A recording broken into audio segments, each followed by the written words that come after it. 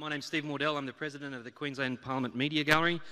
I'm also the State Affairs Editor for the Courier Mail and the Sunday Mail. I've got a short speech to get through here and then we'll get to the fun part. Annastacia Palaszczuk was sworn in for a second term as Premier of Queensland on the 12th of December 2017, following the state election on the 25th of November. She has represented the Inala electorate in the Queensland Parliament since September 2006. She holds a Bachelor of Arts from the University of Queensland, Master of Arts from the University of London, a Bachelor of Law from the University of Queensland and a Graduate Diploma of Legal Practice from the Australian National University. Please welcome to the stage Annastacia Palaszczuk. Thank you and good afternoon everyone. Can I start by acknowledging the traditional owners of the land on which we gather and pay my respects to elders past, present and emerging. Can I acknowledge the Gallery President Steve Wardell and members of the Queensland Media Gallery. Can I acknowledge the Deputy Premier, the Honourable Jackie Trad, Treasurer and Minister for Aboriginal and Torres Strait Islander Partnerships, the Honourable Shannon Fentiman, Minister for Employment, Small Business and Minister for Training and Skills, and the Honourable Mark Ferner, Minister for Agricultural, Industry, Development and Fisheries. Joan Pease, Member for Lytton. Ladies and gentlemen, it's indeed a great pleasure to be with you here this afternoon. 4 years ago, I had been Premier of Queensland for 5 days. My government was dealing with the first major challenge of our term, Cyclone Marcia, was bearing down on the central Queensland coast. It would cross just north of Yeppoon in the early hours of the following morning. By the time it moved back out to sea, Marcia had caused nearly $750 million of damage and left 60,000 homes without power through central Queensland. It was an imposing challenge in our first week in government. I was as grateful then as I am now for the expertise, dedication and compassion of our emergency service workers and volunteers. Whether they're on the front line fighting fires, sandbagging floods, assisting people in evacuation centres or working endless hours in the Disaster Management Centre at Kedron. They are the best in the world at what they do. In recent times, the intensity and number of those disasters has arisen at an alarming rate. Since late November, Queensland has seen a series of natural disasters. 2 of them are without precedent. We understand natural disasters. We have learned from hard experiences what to look out for, how to prepare and how to respond. We are familiar with cyclones, floods and destructive winds. We have been through a few of them. Sadly, it is the same with drought. Compared to southern states, severe fires have been a relatively unknown quantity for Queensland. Especially in the north, our wet summers and high humidity mean we have not had to fear the spectre of a firestorm until last year. From late November, we saw record heat waves combined with record low humidity, strong winds, the ingredients to create a firestorm. Temperatures hit 40 degrees and more in Cowan, Cooktown, Cape Flattery, Cairns, Cardwell, Townsville, Ingham, Innisfail, Ayr, Proserpine, just to name a few. Records were not just broken, they were smashed. In some cases, those records went back more than 100 years. Cairns reached the 40s 3 days in a row. Townsville did it 2 days in a row. That has never happened before. From Wide Bay to the supposedly wet tropics, temperatures stayed in the high 30s or more for a week or longer. That's never happened before. The tropical central and northern coast, normally so humid in summer, were baking in a dry heat, not boiling. Take Proserpine, for example. On Saturday, the 24th of November at 9 a.m, the temperature was 33 degrees on its way to 40. The relative humidity was 18%. The day before, it had been 66. 5 days later, on Thursday the 29th at 9 a.m, it was 34 degrees at Proserpine, heading to 39. The humidity was 24%. That afternoon, 21% humidity. Hot, dry, windy. Extraordinary, abnormal, unprecedented. Then came the most fearsome and frightening record of all, the fire danger.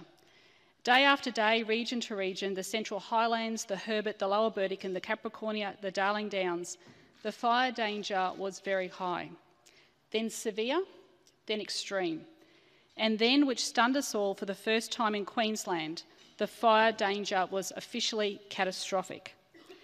Catastrophic fire danger is a new rating that was developed in the wake of the Black Saturday bushfires in Victoria a decade ago. It recognised how prolonged periods of extreme heat could bake anything flammable, grass, trees and buildings. A catastrophic fire reflects a fire that exceeds all building codes. There is no structure guaranteed to keep you safe. Flames will be higher than rooftops and spot fires can quickly appear kilometres from the main fire front, which means you need to be a very long way from the fire to be safe. Finally, the fires are so hot and intense that they can create their own weather conditions like wind and even tornadoes, firenadoes, dry storms, making them impossible to fight. Here's a technical lesson we learned at Queensland Fire and Emergency Services from Fire Behavioural Analyst Inspector Andrew Sturgis. Fire intensity, the energy released, is expressed in kilowatts per metre. A fire up to 4,000 kilowatts per metre can be attacked. Above 4,000 can only be defended. Some of these fire fronts reached 10,000 kilowatts per metre. QFES also used fire simulation technology to predict the potential threat to Gracemere. This remarkable tool, shown here used by the ABC in conjunction with satellite imagery, left us in no doubt that residents should evacuate immediately to be on the safe side. Thankfully, Gracemere escaped the worst. But again, the risk was enormous and previously unheard of for central and northeast Queensland. And once again, here publicly, let me pay tribute to all of our crews and everyone for their bravery and their sheer hard work.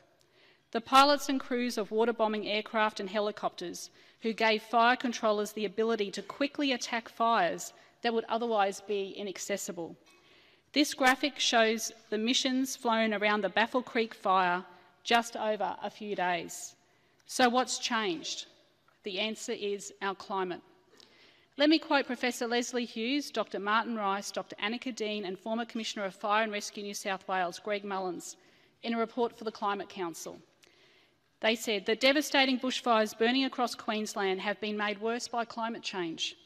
On ABC News, UQ fire ecologist Dr Philip Stewart said, the intensity and extent of the fires was abnormal and absolutely a result of climate change.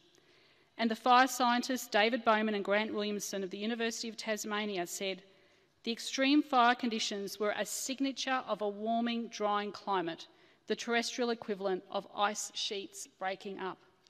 Professor Bowman went on to say, I know of no comparable event in scientific literature. This is a fire that seems to be burning through rainforests. Think about that for a second. They're called rainforests for a reason. Their thick canopies mean the forest floor is supposed to be wet all year round. Even if stray embers make their way in, they should be quickly extinguished by the damp conditions. Nestled in that rainforest, the community of Yungala was under direct fire threat and evacuation plans were made. It's not just academics. As that former great of the Queensland Media Gallery, Quinton Dempster, reminded the Prime Minister at the National Press Club last week, actuaries at insurance companies are pricing climate change into their policy costs as the greatest single change underway. For 6 long years, farmers across much of Western and Central Queensland have dealt with devastating drought. Drought is never welcome, but it is familiar. Cattle and sheep producers prudently destock, managing their breeding herds as they wait for the rains to come. What they were not prepared for and what no one was prepared for was when the rain came last month.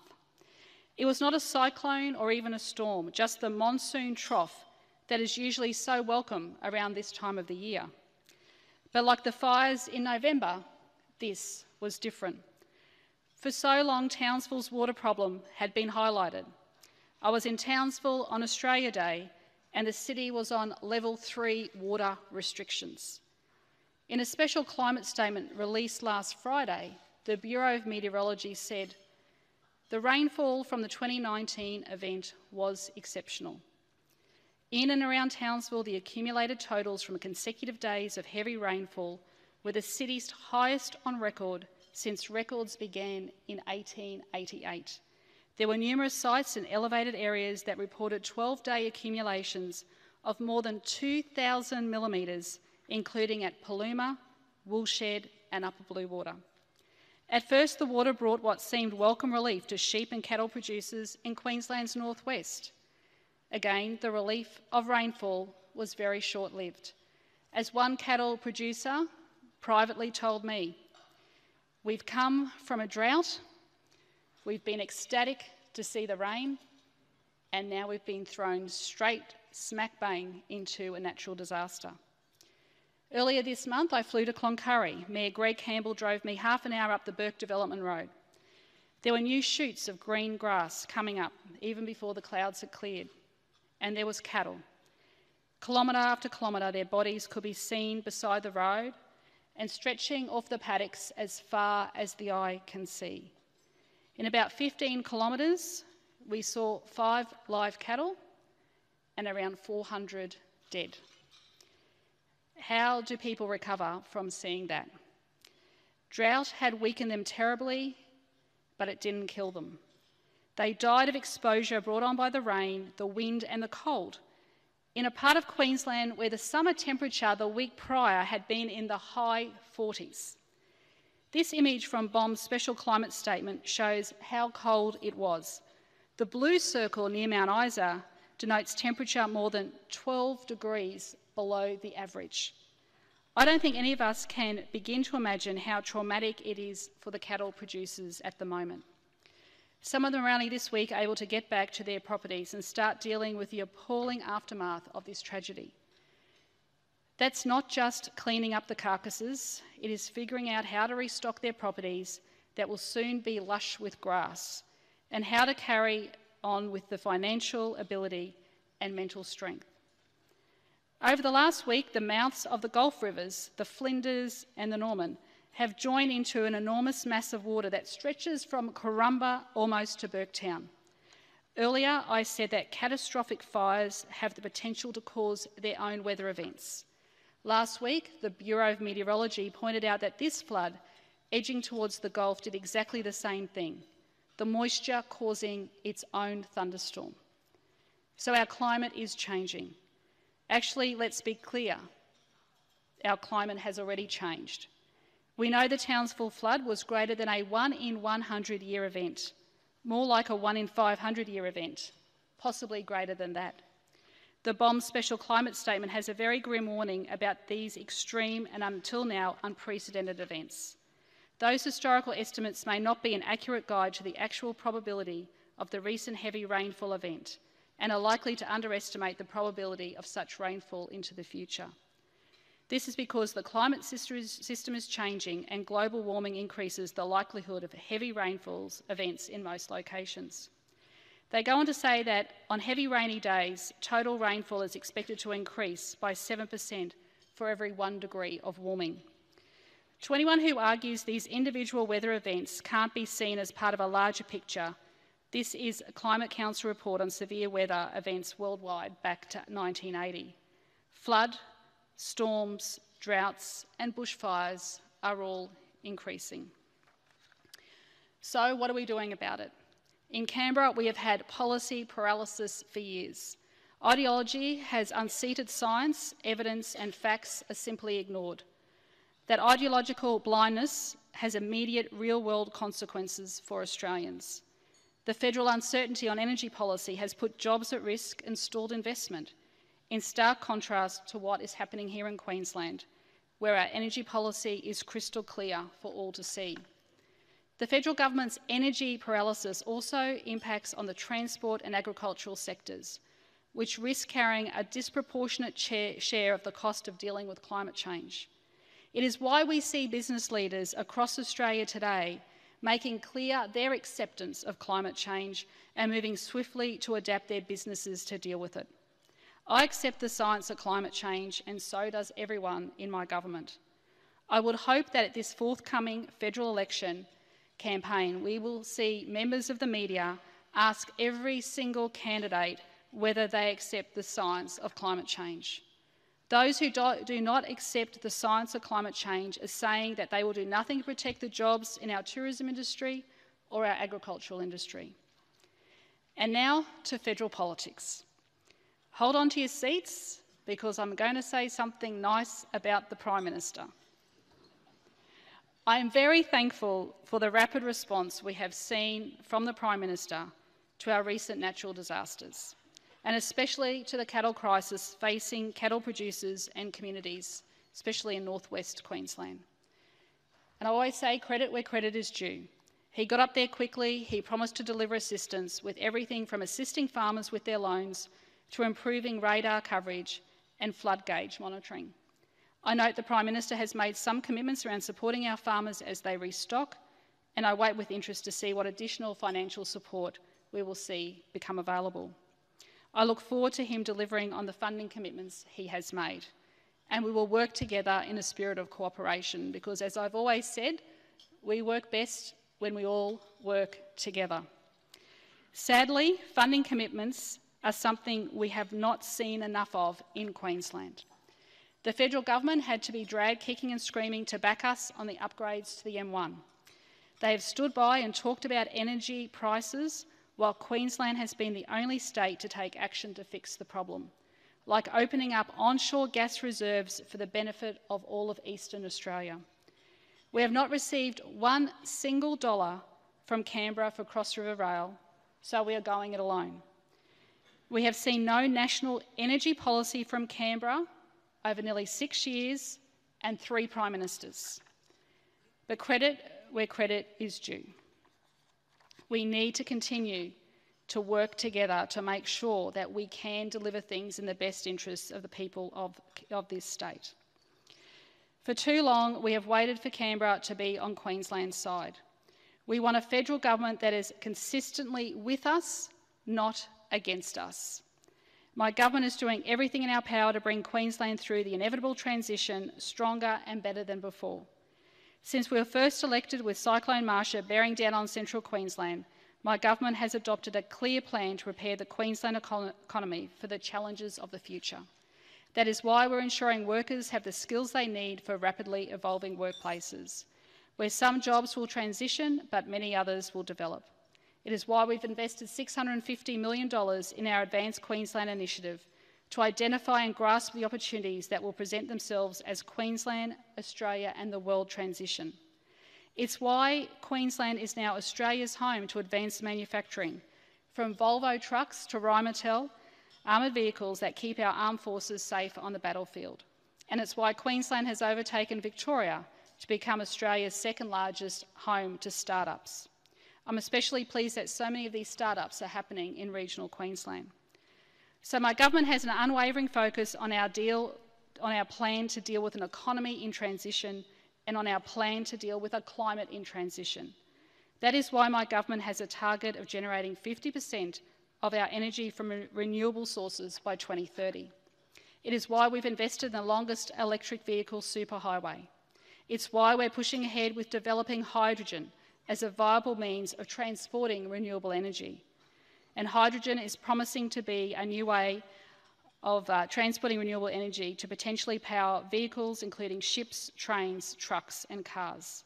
It could also power fuel cells that will allow Queensland sunshine to be converted into a storable, transportable form that can be exported to the world. But as the last 3 months have shown us, climate change presents significant challenges.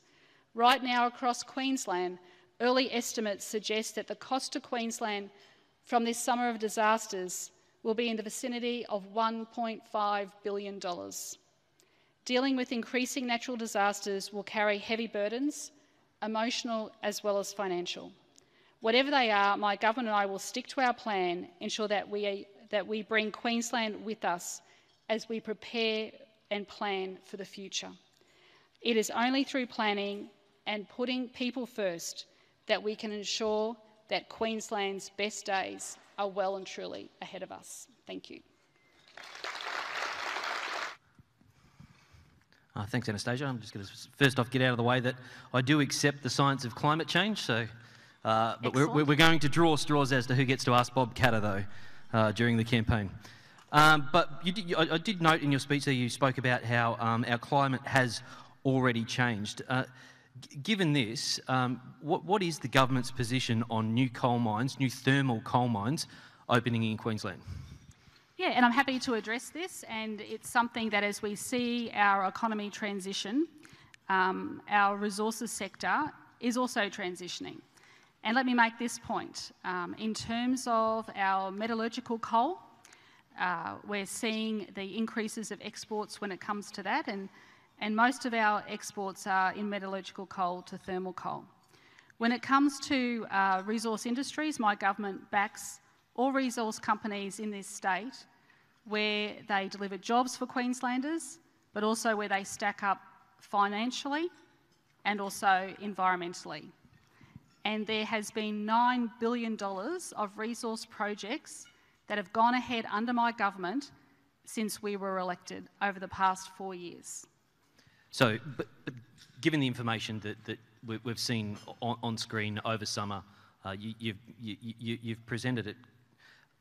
Can you continue to support new thermal coal mines from here on? Well, as I've said, and I've said this previously, the market will dictate that. But what we are seeing... But you can dictate that, though, yep. Can't you? Like, hang on. You're the boss. I'm not in charge of Australia. But what we are seeing is policies that are being put in place by other governments around the world.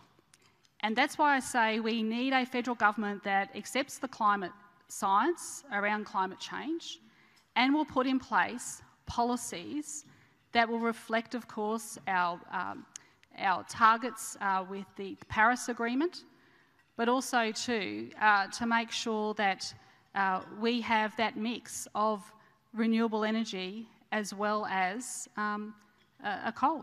Do you think the time it's taken to approve the Carmichael mine and this last-minute review that's going on is presenting a sovereign risk? Do you think people actually want to come and invest in Queensland given the huge investment they have to make just to get things approved?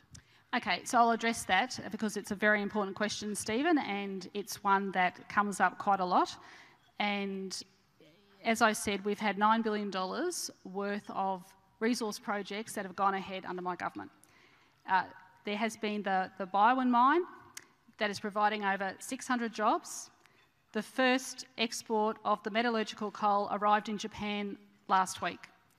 Those mining leases and the whole process was approved during my term of government. We've had the Amrun bauxite mine up in the north of Weipa. Once again, over $2.5 billion, providing 1,000 jobs. Just this year, start of this year, the first bauxite shipment arrived in Gladstone. There has been other mines that have been approved. We've given Coordinator General status to the Scone mine outside of Townsville, cobalt, nickel, and scandium, which is used for battery development. And the exciting thing about this mine is it can actually utilise some of the workers from Queensland Nickel.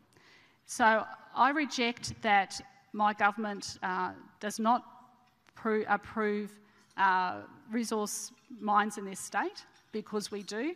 $9 billion, as well as opening up our gas fields for domestic use down the eastern coast of Australia. The review of the black-throated finch management plan says no go. It will not work. Ultimately, though, this will be a political decision. Is the government prepared to say no to the Adani mine because of this bird? Okay, well, let's talk about two issues there. First, there is an independent assessment that has been done on the black-throated finch, and there is an independent assessment being conducted at the moment over groundwater at the federal level. Both of these issues are still in the process phase. The company in question has known about this since 2014. So I'm not going to go into the ins and outs, but in terms of the process, we've always said that resource companies that do provide, of course, a lot of jobs for Queenslanders, and we will always 100% back those Queensland jobs. They must pass, they must stack up financially, and they must stack up environmentally. Now, the report, the groundwater issue, is a federal government independent report that's gone to the CSIRO for assessment. And I don't see the same scrutiny over the CSIRO groundwater report as I do over the black-throated finch report. Yeah, that's true, but I'm not sure the company has raised issue with the CSIRO. They've raised issue with the... It's the same process, though. I'm going to flick to infrastructure, if that's all right. The federal government obviously shortchanged you when it came to Cross River Rail. You're not getting any money there. Are you confident that Bill Shorten will actually come good on that money that he's promised? Yes, I am, because he was actually up here in Queensland recently. We actually stood together. He has committed funding, $800 million for the construction costs of Cross River Rail, plus some ongoing costs as well. And, you know, I'm going to put together Queensland's wish list for this upcoming federal election, where I want a response from both political parties about what they are going to do for Queensland. Queensland has been missing out. New South Wales has received $9 billion worth of infrastructure funding from the federal government. Victoria has received around $6.2 billion in infrastructure funding. We have not seen the same level of commitment to Queensland, and the last time I looked, we all pay our fair share of taxes. I'm going to ask for some questions from my friends in the gallery. I think Lane is first up. Sorry, don't call me your friend, Steve, please. I don't think I did, Lane. Premier Lane Calcutt from 9 News. Just back to your speech and the cost of the summer of disasters at $1.5 billion, and I know that's only early. What impact might that have on the budget and the surplus? Yeah, thanks, Lane. And the estimated cost at the moment is $1.5 billion, and of course that could increase. So the good news is the fact that we can get these estimates done in time for our budget, which comes down in June. And the Deputy Premier and I are just starting our meetings now, our CBRC meetings, when it comes to the preparation of the budget. The federal budget is due to come down soon as well. We would like to see our share of that funding committed as part of their budget as well. We're not, we're actually used to this. We've had so many natural disasters when it comes to like Cyclone Marcia, Tropical Cyclone Debbie, but this natural disaster, we were briefed just in Cabinet on Monday. Huge impacts on our rail network, on our roads right across the north of our state. Out west, I know Minister Furner has been out there the last week. Fencing is going to be a huge issue. All those cattle properties will need their fencing fixed up as well. And in Townsville, of course, I think the latest estimate was around 1,200 homes are now uninhabitable. So there is going to be a huge call there in Townsville for the rebuilding process of all of the homes that have been damaged as part of the floods. And of course too, I'm not forgetting up in the Cape and further north, north of Cairns, in the township of Wudjil, we've actually had issues around water and sewerage. We're getting all of those assessments done. Queensland is a very, very big state, and those assessments will feed into our budget, and we believe that we will be able to financially manage that impact. And I know the Deputy Premier and I have already had several conversations about it, and we're doing everything we can to make sure we can finalise those estimates in the lead up to our budget this year. Premier Sonia Kohlbarger from AAP, taking into account the individual financial toll that you mentioned to farmers out west, does the state have the capacity to offer them more financial assistance than what's already been made available? Yeah, thanks, Sonia, and that's a good question. And of course, we're in deep conversations with the Commonwealth. And like I said, I give credit where credit's due. I've never had so many phone calls from a Prime Minister than I did recently from Scott Morrison over the cattle issue out in the northwest. We were able to increase Category C assistance from $25,000 to $75,000. And of course, we're looking at ongoing assistance, extra assistance as well for small businesses that have been impacted. So we will continue our discussions, but we work through all the different categories. And I know that Minister Cameron Dick's portfolio with the Reconstruction Authority is looking at some Category D funding at the moment as well. Unfortunately, we've become too used to dealing with natural disasters in this state. But I've never seen in the past 4 years so many natural disasters that have happened in such a short period of time, let alone what we've seen over the last 2 months, which was why I wanted to put it on the public record. What we have seen in Queensland is unprecedented. You're used to seeing that catastrophic level of bushfires down in Tasmania, in Victoria and parts of Adelaide. You do not get a level of catastrophic in Queensland. That was the first time ever. And then to be backed in with an unprecedented monsoonal trough that sat over Townsville, the north and the northwest, once again, is something that we haven't seen before.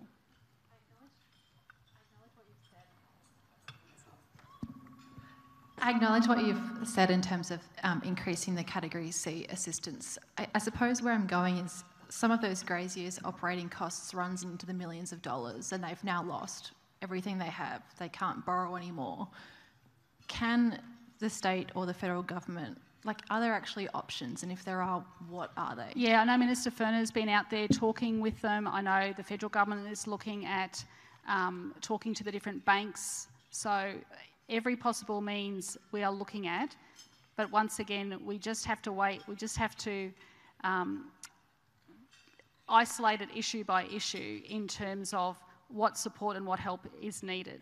So there's that issue in terms of people who have basically borrowed for drought, and they told me this personally. They've borrowed for drought, and then they've borrowed again, and then now they're at a situation where they could be financially crippled. So this is a big issue out in that industry, and it's something that we're conscious of. The other big issue is the disposing of the carcasses as well. So there is money allocated to help with that disposal. The issue is no mining equipment and no equipment can get onto those properties because the soil is so damp and wet that it is untenable at the moment to do that disposal. And I think that is going to be a very crucial issue over the next 2 to 4 months, is how quickly we can get machinery in to help with that disposal. Premier, Jared Owens from The Australian. Your deputy, Jackie Trad, today criticised Adani for its role in the Americanisation of the legal system in relation to environmental approvals, although they would probably say that the Green Movement pioneered those sorts of hardball tactics. Given that litigants are probably going to exploit whatever opportunities are available to them, do you agree with the Deputy Premier in her assessment, and what do you propose to do about it? I read those comments. She wasn't directly commenting on the company. My understanding was that she was commenting on the processes that were utilised. I do not have any direct evidence. I've only heard what has happened there, and I'm not going to get into any discussion about any legal issues that could be before that company at the moment. But it would be unfortunate if those sort of tactics were being used. Premier, Felicity Caldwell from Brisbane Times. Last year, Queenslanders lost $2.4 billion to pokies at clubs and hotels. Is it time for Queensland to follow Tasmanian Labor's moves to phase out pokies? Thank you. I think what we have seen in Queensland is, and other parts of Australia and the world in fact, is that there is a move away from pokies towards e-gaming. I mean, it's about how you keep up with that technology. I would actually like to see in the future that we actually have less pokies in Queensland. I mean, I think we're all aware that there are some issues associated with people who do get addictive to gambling, and we do have funding put aside for that. However, the government at the moment is considering whether or not we proceed with a second a global tourism hub on the Gold Coast, which would mean a second casino licence. And one of our thoughts around that proposal would be no net increase in poker machines. Premier Alison Horn from the ABC. Your government says that it's tough on crime, in particular its recent legislation to change child sex offending laws. What would you say to parents today who are learning that Robert John Farden has been living less than 100 metres away from a childcare centre and 500 metres away from 2 primary schools? Thanks, Alison, and it's a very good question, and of course I think I would share the concerns of everyone else. But what I would say to that is the Commissioner has assured me and assured the government that the police are doing everything that they can. We have put in place the toughest reportable offending laws in the country, and I'd also like to put on the public record that the person in question has been out in the community since I think 2014, and the LNP government did not share that fact with Queenslanders. We have given the Queensland Police Service extra money, I think from memory around $25 million in terms of for any monitoring that they wish to do. And I want the community to be safe. I want people to feel safe, but I'm also assured by the Commissioner that he is doing everything within his powers, and if there is any breach or any concerning behaviour, the Commissioner will be able to take action before the courts. Premier Mark Ludlow from the Financial Review. Back to your favourite topic, Adani. I just wanted to get your direct response to the CFMEU saying that your government should stop sitting on the fence and back Adani and back mining jobs, and if not, they'll pursue Labor candidates up and down the coast during the federal election. Is your government doing a go slow on Adani approvals? Are they being asked to do things above and beyond what other resource companies are asked to? And secondly, is there a split in the ALP over Adani? And wouldn't it be better to rip off the Band-Aid if they've done all the approvals just to approve it rather than kick the can down the road until past the federal election? Thanks, Mark, and thanks for raising my favourite topic. And as I said previously, I think Stephen asked about 6 questions there about it as well. But as I said very clearly, $9 billion of resource projects have been approved since my government came to office. All of these projects generate jobs. All of these projects had to go through rigorous approvals, and they have to stack up financially and environmentally. And that company is not being treated any differently to any other company. Premier Sarah Vogler from the Courier Mail. The Queensland Productivity Commission put out a report during the floods about how we can reduce the population in the prisons. And one of their first recommendation was to decriminalise some drug offences. Is that something the government would accept, or would you rather build a new prison, as the other option would be? I don't think it's quite as easy as that, Sarah. I mean, if you want to sit here and talk about criminal justice for the next half an hour, it is a very complex issue.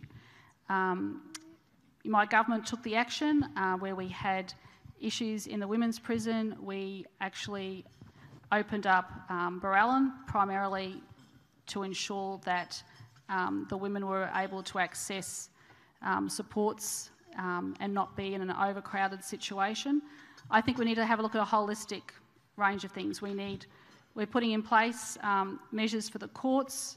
We need to make sure that we address all of the issues surrounding a person who faces the court, then gets charged and then goes into prison. And I mean, I think it's a very complex issue that my government is we're ongoing to address it. Premier, Harry Spicer from Radio 4BC. We've talked about that big impact of the floods on our economy and the $1.5 billion impact there. Doesn't that emphasise Queensland's precarious fiscal position, given we are $83 billion in debt? And shouldn't your government take action while the economic conditions are good to further lower debt? We will always make lowering debt a priority, and that's what we've done under my government. It's $12 billion less than the LNP forecast. And, you know, we take that issue seriously, and I'm not going to say it's not important when it is. And the Treasurer is firmly focused on it, and I'm focused on it. And when we can make savings, we will make savings. The ratings agencies look at all of our economic measures, and they have put us on a positive outlook, whereas under the LNP it was negative. So we will continue to prioritise that, but I'll make this contrast. Scott Morrison recently, the Prime Minister, addressed the issue of debt, and his response was, we're going to grow the economy and pay down all the debt. I did not see any journalists discuss with him any further measures he was going to take. He made that comment, and that was fine. I'm not going to be flippant. I'm going to be absolutely serious. And we are going to continue to work with the ratings agencies to make sure we continue to grow our economy, and we will take the issue of reducing debt seriously. So Premier, you're going to grow the economy and reduce debt like Scott Morrison is. I guess it's incumbent on me to ask now, how are you going to go about doing that?